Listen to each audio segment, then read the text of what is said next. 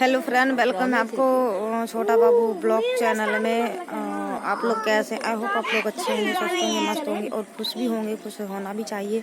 तो फ्रेंड, मैं आप लोगों को एक चीज़ दिखाना चाहती हूँ। देखिए, ये पीछे मेरी दादी बैठी हुई है, रागनी है, पीहू है, सब लोग हैं। और ये देखिए फ़ोन में क्या दिखा रहे हैं। रागनी क्या दिखा रही है?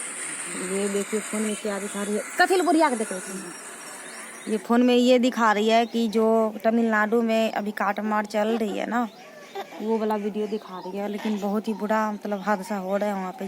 जिंदा लोग को हिंदी बोलने पे मतलब उनका मतलब कि मार के फेंक दिए जा रहे हैं, जहाँ तहाँ छोड़ दिए जा रहे हैं।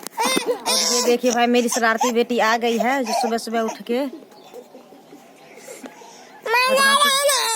क्या लेगी? मोबाइल। ये देखिए भाई, मोबाइल मांग रही है ये मेरी बेटी। और ये देखिए, अच्छा रुक दहियो। और ये इधर मिली है मेरे बाबू से। इसको ना खांसी बहुत ज्यादा हो रहा है। मतलब एक बीमार होता है, एक ठीक होता है, एक बीमार पड़ जाता है। ये हालत अभी हो रखी है हमारे घर में। कभी मतलब ये लोग ना चैन नहीं होने देता है कि हम डॉक्टर के पास नहीं जाएंगे।